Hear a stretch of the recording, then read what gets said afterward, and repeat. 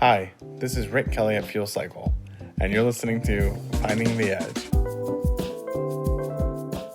Hello, everyone, and welcome back to Finding the Edge, the Fuel Cycle podcast. And I am Rick Kelly, your host. And today it's my privilege to be here with two of my friends and colleagues over at UserZoom. So first, I'll introduce Alfonso De la Nuez, who's the co-founder and CEO of UserZoom, which is the UX insights company that automates research for scale and speed.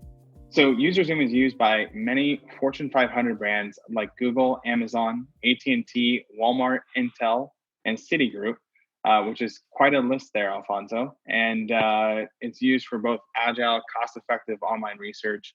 So Alfonso is originally from Madrid, Spain, but has lived in Silicon Valley for about 18 years. And Alfonso, you moved to Silicon Valley to play basketball at San Jose State. Is that right? Yes, that's right. Originally, when I was a student, a long time ago. What position did you play? Point guard and shooting guard. Oh, nice. I wasn't the Steph Curry of San Jose State. Yeah, I wasn't strong enough to do anything else. So I was a passer and a shooter. Fair enough. Well, we're very glad that you're at UserZoom now and not playing in the NBA. I don't know if you're happy about that, but we are. As you can see from the webcam in my picture of Magic Johnson, which I selected specifically for you, knowing that you guys are in LA, I actually would definitely be happy if I were playing in the NBA, but I am happy as the leader of UserZoom as well. Oh, fair enough. Well, either way, huh? But and appreciate the LA shout out there in the background for us. And we're joined by your colleague Andres Grunbaum, who's been at UserZoom for about 5 years now and is the director of business development. So Andres oversees strategic engagements with UserZoom valued partners like Fuel Cycle, right? And prior to joining UserZoom, he spent a decade in market research and consumer insights in a wide variety of roles. And this is a pretty wide variety because you're essentially in partnerships and sales now, Andres, but you're in database administration, account management, and everything from companies that like Research Now, Market Tool, Pure Profile, and Peanut Labs. And you're originally from the Bay Area. Is that right, Andres? Yeah, through and through, born and raised, still live here. It's an easy place to come back to. It's a beautiful spot.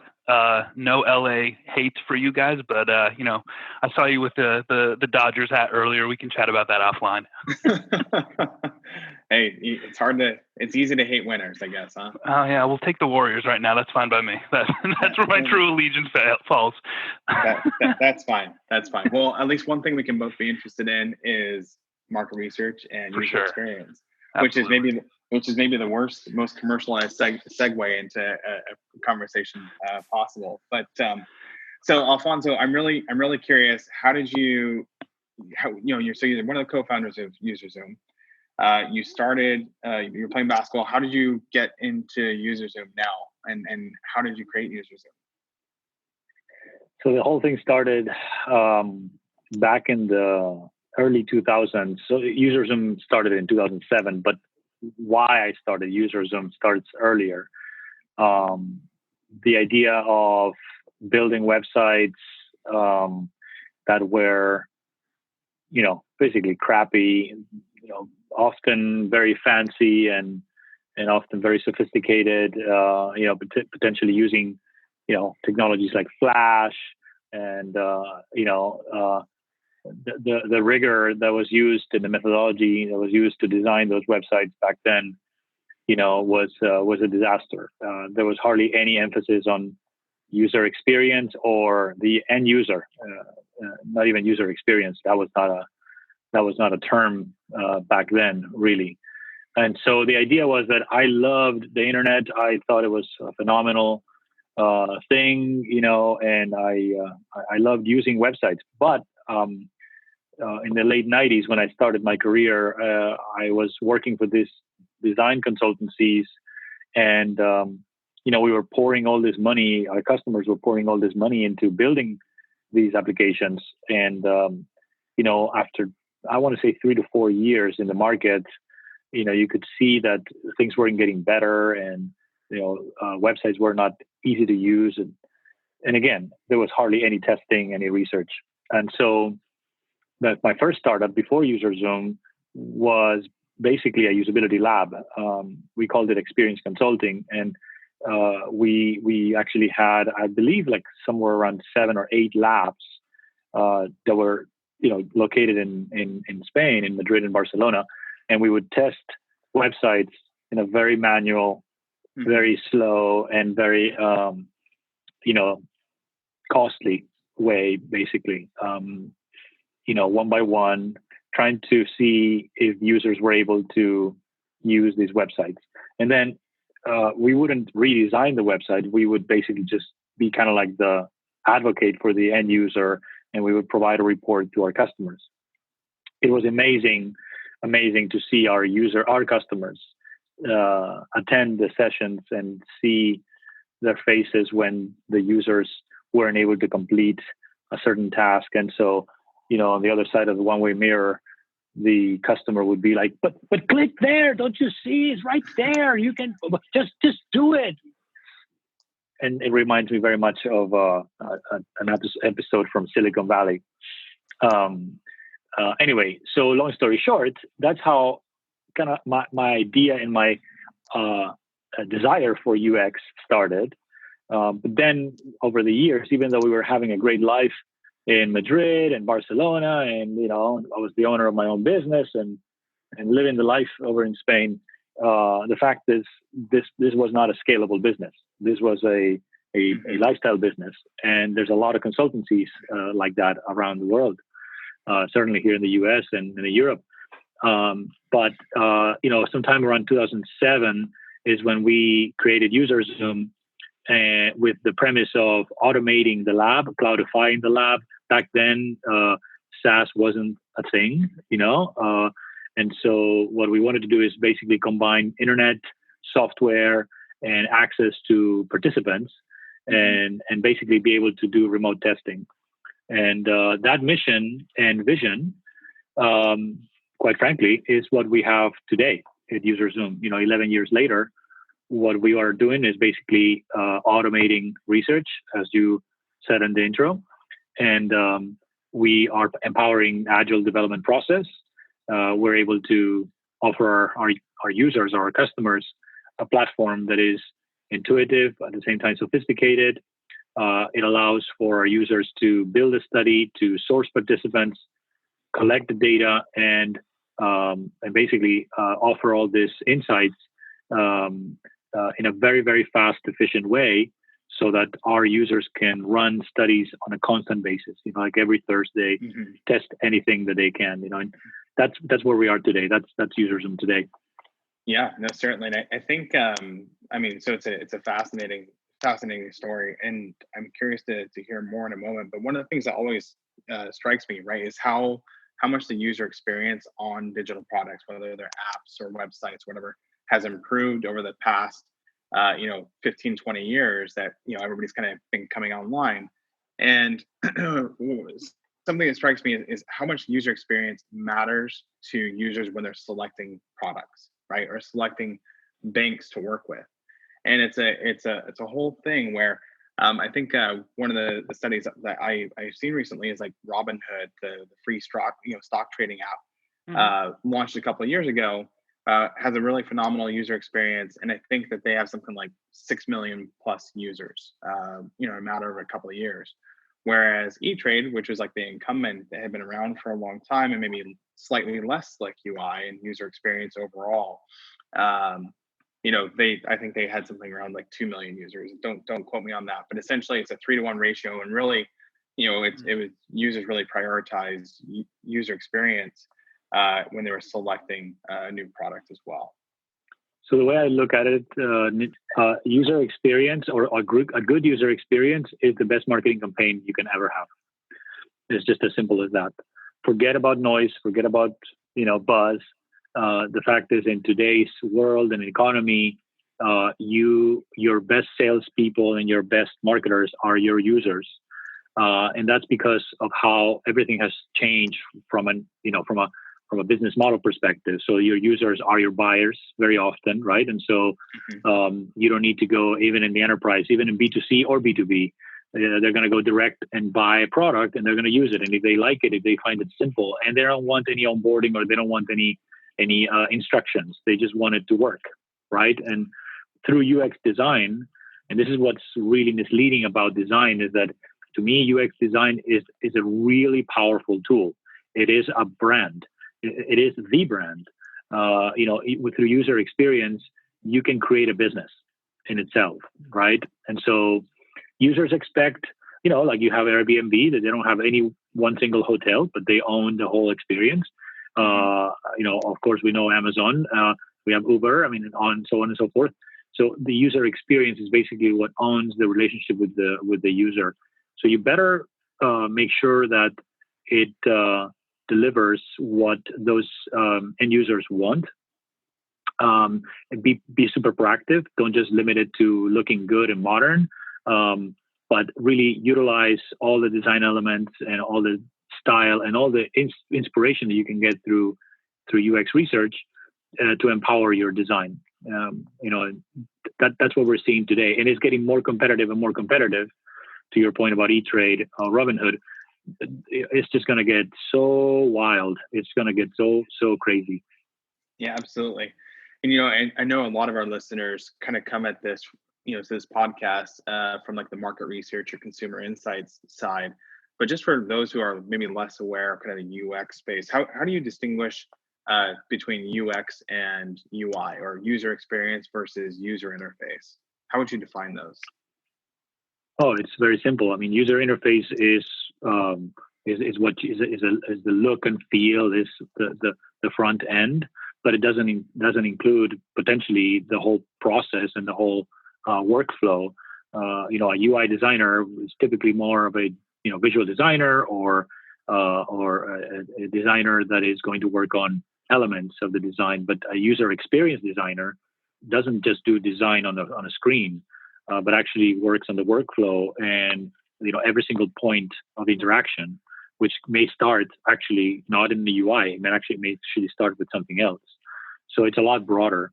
User experience has tons of metrics, that you want to measure, such as success rates on specific journeys or tasks, efficiency ratios, satisfaction, perception of ease of use. There's a ton of those metrics that are not collected through a survey, and so that's kind of like also where you see some of the market research, consumer insights people worrying or, wanting to get into user experience. They have to understand that there's different metrics that will be collected. And Andres, I would love to hear, your theory about it. Yeah. I think that, I come from the market research space, and I have mostly experience in the quantitative online realm. Making the transference over to UserZoom was a bit of a leap, but a lot of the fundamentals kind of carry over. I see this world becoming increasingly digital. We're all spending more and more time on different digital interfaces. And I think that what we call digital user experience is going to become more and more prominent. It's part of the reason why I joined here 5 years ago. I find this is kind of the wave of the future. It was very much a wild west of how to do this scalably, internationally, and at, again, quantitative scale in a historically qualitative only space. I think it's kind of a natural evolution.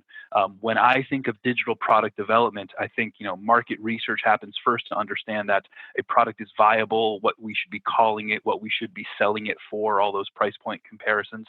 And then there's some, poor designer who's tasked to create this product, from the get-go. It could be a new, buy a new credit card. It could be purchasing a new product via Amazon. Whatever the new flow is, whatever the new product is, that needs to be created. And there's a very heavy design and creative element to the early stages of user experience testing. But I think those folks that come from the market research space, the easy entree points for those that are qualitatively inclined is understanding that there's a deep interpersonal psychological elements to understanding the needs of why people are looking to use these products. What are we looking to satisfy? What is the experience we're trying to deliver to these folks? Those and those, I think, is kind of the natural historic way that design research was done. I think to Alfonso's point, it's been historically really challenging to gather this kind of information at scale.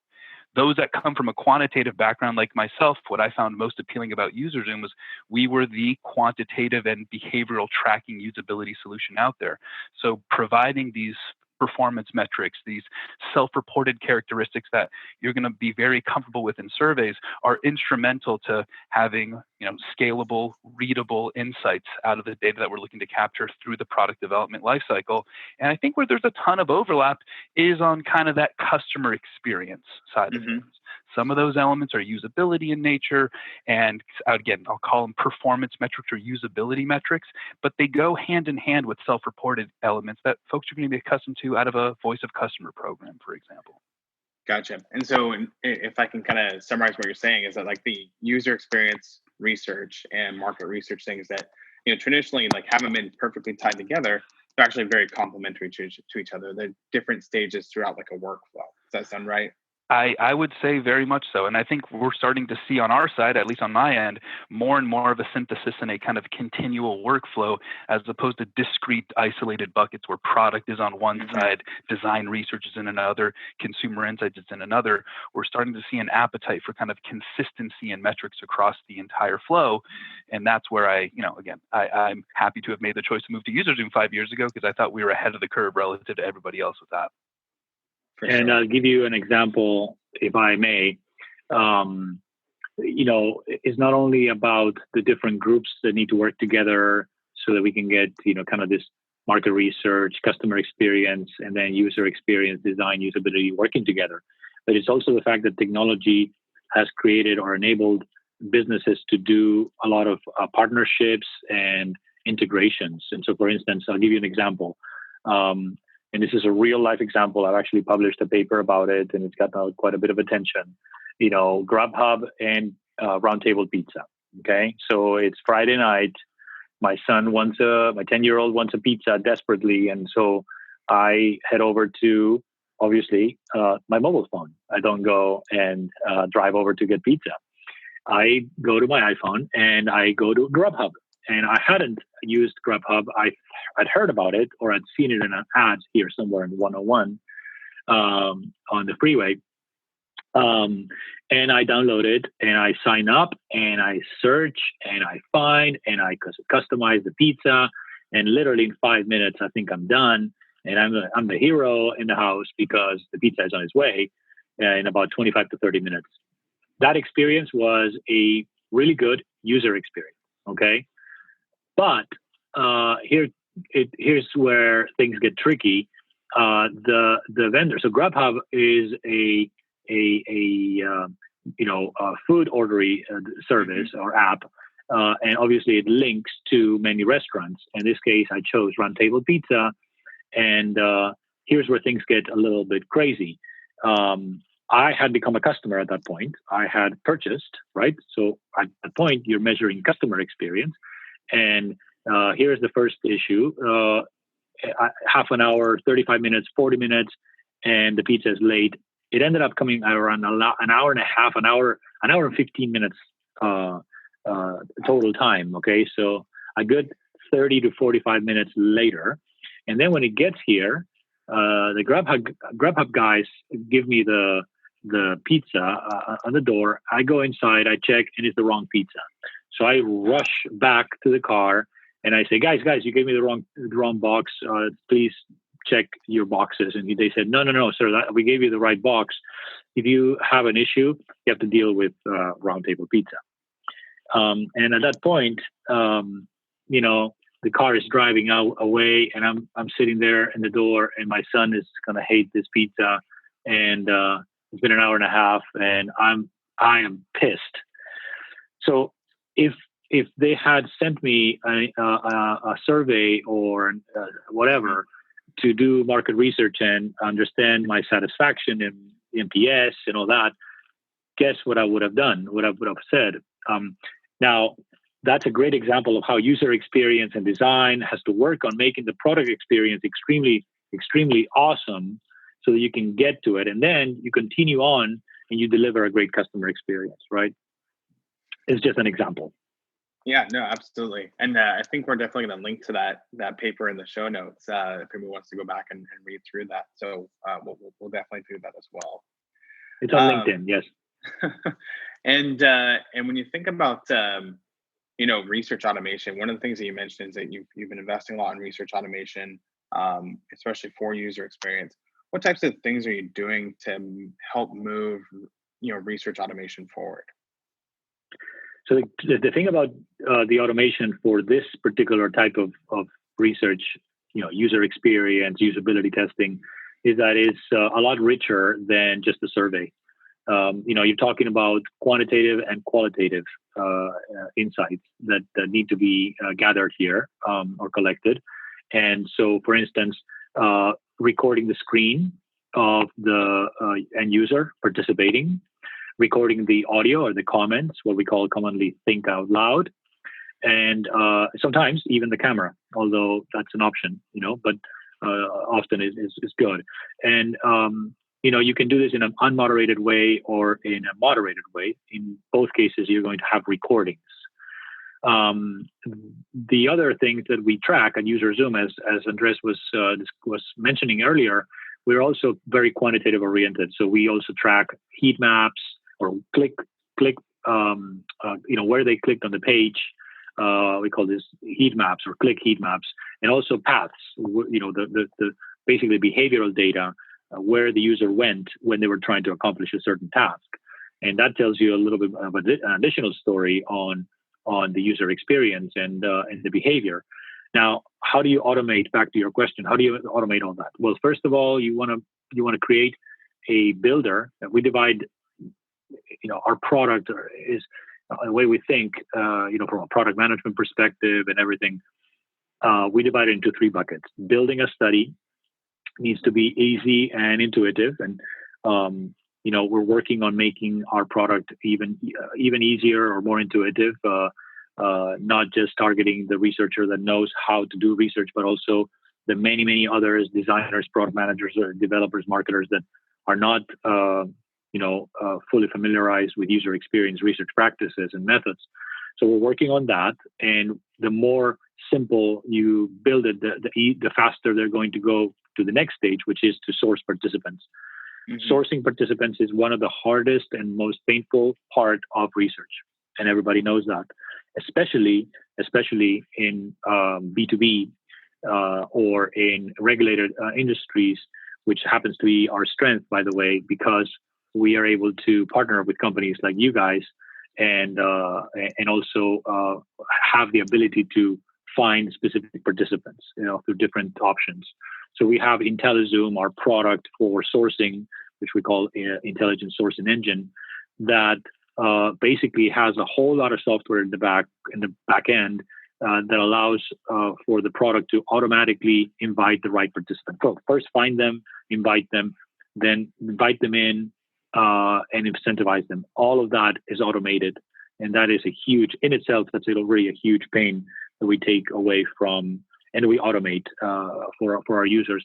And then last but not least, all of this data is going to reside in our UX Insights dashboards, where our users are going to go in, and we offer them graphs and charts that they can customize, whether it's color or format, numbers, etc., as well as the videos where you can have transcripts, you can have highlight reels, you can have moments or marked moments where maybe the user said something specific, and you can create highlight reels and package it all up in either a report, a digital report, or just simply share quickly so that our users can go back to the design sprint and inspire design, and make sure that they're making confident decisions. So the automation, to sum it up, is on all 3 of those phases, right? Mm-hmm. Designing the study, sourcing participants, and analyzing the results.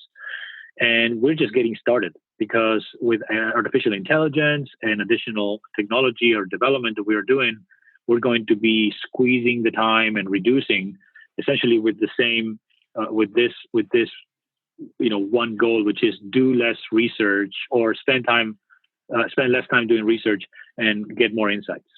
Yeah, I love that thought. One of the metrics that I think about for us as well is like what's the latency between business question and a business answer? Like how quickly can you move from, hey, I wonder about this, and get to like the actual insight and be able to share that with a colleague, which is a pretty good metric for automation in general, I think. I was talking to an analyst. He was fascinated by this. Somebody in DevOps, and when he was okay, let me see if I can understand this. So you're saying that I'm in my development sprint, and on Friday I have this that I have to test, and I before I go for the weekend, I launch a study, and then I get back to work on Monday, and I have the results, so I can go back to the team and say, hey, here's what we need to do during the rest of the sprint, right? And I said, well, yeah, except that you don't need to wait in most cases or many cases until Monday, because you'll have the information for on Friday night. You'll have it in a few hours. You don't have to wait over the weekend. I was kind of exaggerating because obviously you would leave for the weekend and come back. But the fact is that we are able to turn around insights, again, all these rich, valuable insights on user experience in a matter of hours right now. It's fascinating.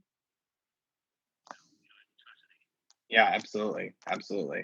And so, Andreas, maybe a question for you, and just kind of trying to piggyback off of this and kind of speed to insights and automation and everything in general, and also different data sources. How do you think about the difference between like IntelliZoom and kind of like your open kind of respondents from like a lot of different sources versus respondents from research communities like FuelCycle? Sure. So I think UserZoom's approach has always been fairly sample source agnostic. We've always felt that you should be doing research with the right audience, regardless of where that audience comes from, be it your site traffic, a customer list, a community you've already invested in with a FuelCycle, or perhaps some of the traditional online market research sample suppliers that are out there. There's obviously a lot of consolidation within those that space, and there's now been tools like Fulcrum by Lucid. There's a bunch of DIY solutions that will kind of aggregate a variety of sample sources. And what UserZoom does, and what IntelliZoom does, I mean to say, is try to take, again, a step back and provide an agnostic approach to sourcing across the globe in a variety of different methodologies. What's really different about us is we truly, I think, provide the most amount of methodological variety for recruiting individuals in the user experience space. We're the only solution that is running samples of 2 to 5 to 10 participants, particularly when we're looking to kind of cram a little bit of feedback into a 2-week design sprint. And that's kind of the big thing to remember, is as we support development teams that are going from old school waterfall approaches where you've got months and months and months to do well thought out research, we're now living in a world where we have 2-week sprints. And if the research takes a week to flip around, it's not going to get put into the process. And that's where we can't kind of jam research in. We've got to accommodate that. On the flip side, we are doing samples, into the thousands, tens of thousands in some instance. And so the IntelliZoom solution is trying to enable our customers to recruit individuals that fit the right audience. And partnerships with communities like FuelCycle are really instrumental, because you guys have consistent access to audiences that are particularly hard to find. They're engaged, they're opted in, they're well profiled, they fit a particular niche. But again, from our perspective, you guys are a phenomenal player and dominant in this space, but we need to be able to also source people for a one-off study that aren't maybe part of these ongoing communities. And to me, what IntelliZoom tries to do is combine the best practices. And one big difference is coming from the market research space, where there's a lot of familiarity with purchasing sample, right? Everybody's kind of accustomed to doing it. The N of 2000 trackers that are launched every Friday afternoon are just kind of a mainstay. They've been around for 20 years. That's not the case with user experience. It's much more in the infancy stages of development. It's not as mature. And so a solution like this really helps our customers source from all the best suppliers in the marketplace by giving them access to all of those and automating that process. They don't need to understand the micro nuances between, say, a Toluna and an SSI research now, what they call Dynata or whatever it is. Right? You can come to one place, source the particular participants from whatever source makes the most sense, and it's a one-stop shop to solve your usability testing from qualitative to larger scale quant stuff.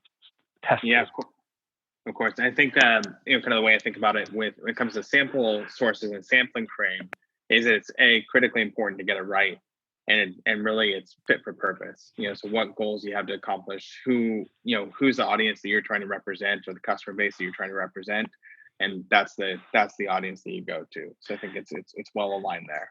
Yeah, and one thing just to kind of chime in, to me, I think that sourcing in the design space may be more important than ever because of the qualitative sample sizes. You want to go out there and recruit 2,000 people, you're going to get, people on all sides of the bell-shaped distribution and a bunch of folks kind of in the middle. So a lot of normal folks in that end of 2,000. You recruit 5 people, it's fairly easy to end up with 3 people who act anonymously to the rest of the audience. So you need to be really careful in selecting for smaller sample sizes because that individual's feedback is going to drive the insights you're going to gather much more dominantly. Yeah, most definitely. Well, and maybe switching gears just a little bit here, I have a question for you, Alfonso. As you kind of think to the future of user experience research, and if you had to make a prediction around what user experience research would look like in 5 years, what would you say? I think what I envision, and I have been preaching internally here for quite some time now. First of all, every company will be a digital experience company. Every company. Mm-hmm. Right? Like right now, how much are you interacting with your UPS, delivery person? 0, right? But it wasn't like that. And you wouldn't say that UPS is a digital company. And it's just an example. There are so many more. So every company will be not just digital company, but a digital experience company. And in the case that people wonder about this experience thing, you might want to check how much SAP bought Qualtrics for. Mm-hmm. $8 billion with a B, with a Bravo. They paid $8 billion for an experience management company, which is essentially an insights company, which is essentially a sophisticated enterprise, really cool survey engine. And the reason why is because I think that they can envision how experience really matters, and so therefore, every company will be a digital experience company. And so, if you think about that, that means that they need to know how to ship software. Mm-hmm. If you need to know how to ship software and you think that software has a UI and a UX and not just a back end, well, then you find yourself in this situation where, you're either God or Steve Jobs or extremely lucky, or you have to do research in order to get it right. Mm-hmm. Because designers are not they're somewhat superheroes to me. It's an amazing, difficult job, right? But they're not going to get it. And so they're going to want to use research. And research is going to be, and this is kind of part of the vision to answer your question, I really believe that research is going to be embedded in design, in every single design. Right now, you see some people doing it, some people don't do it. But with automation and with tools like UserZoom and the method and the kind of like the culture changing, starting with the C-level executives who are now paying a lot more attention to user experience design and how it impacts the bottom line, et cetera, et cetera. What we're going to see is that it's going to become kind of mainstream or a standard to do user-centered design, to do a lot more testing, a lot more research, and make decisions based on data. Now, in order to empower that, what we have today is fantastic, but technology is going to evolve, and you're going to see a lot more artificial intelligence especially in the collection of the. I mean, you can plug in artificial intelligence everywhere. How you're building your study. Who are you going after? How you're sourcing, and then of course all those insights. You're going to have so many insights to choose from that you're going to want to somehow get the machine to do a lot of the work for you, so that you can, until they're intelligent enough to do what humans do. But there'll be a lot of that. Like an example is transcripts. An example is sentiment analysis. I know you interviewed with Dave from Vox Pop Me. There'll be a lot more of that, and so that's kind of what I see in the next 2-3 years. Yeah, I think we're well aligned there. Well, as we're coming up, at the end, maybe a quick question is, if I'm a new user experience researcher, or I'm an aspiring user experience researcher, what should I do to get started and really learn about doing user UX research? Well, I'm going to let Andres answer first, because he's the more academic guy. That's here. Start by buying a UserZoom license. Yeah, no. Yeah, there you go. I mean, though this is still a kind of a new space, and the joke that I've used for a long time, though it's not really a joke, is I remember reading the book Market Research for Dummies 15 years ago, and it was how I got into market research. It was recommended by an old boss of mine. That book does not exist for design research. I check periodically; it still has yet to be written. So where to find this kind of stuff is a little bit up in the air. I think we hold certain places in high regard. The NNG group is one place that I think consistently puts out some of the best thought leadership from an academic perspective in the design space. They are able to bring in amazing writers, guest lecturers, and all that stuff. I would certainly, if you want to dip your toes in without spending a lot of money on it, go check out their website, read some articles. I go there fairly consistently to educate myself, everything from kind of fundamentals up to more cutting edge applications of design thinking. So I think Don Norman and Jacob Nielsen are both pretty smart guys, and I would start with them. Norman Nielsen Group, Google it, and they're the gurus of usability. I would add a couple of things. Well, first, there are more postgraduate degrees and schools, basically defining and creating, what's commonly called human factors, or human-computer interaction, or design, user-centered design programs. So you can look it up. And then there's also courses in Udemy and Coursera, and some of these online platforms. Really fun stuff. Really fun stuff. One more thing I would add, and this is maybe not, I don't know if it's for beginners or not, but I get asked quite a bit, like, tell me some of the design things that I need to do so I can create a usable website. Mm-hmm. And I always answer with this, it's not about the design elements, it's about the process. Design is a good design is good process. And so what somebody who wants to go into user experience needs to start thinking or learning is about the process. Is not only about the concepts or the elements of the user experience design, but about the process. Mm-hmm. And how to go about user-centered design. That's what I would highly recommend. Well, that's great stuff. And I'm certainly going to look up some of those own resources on my own. But I really, really appreciate your time today, guys. It's been great talking with you and learning a little bit about user experience research and kind of where the future is headed and how we can get started. Absolutely. Thank you very much. All right. Thank you very much for having us, for sure.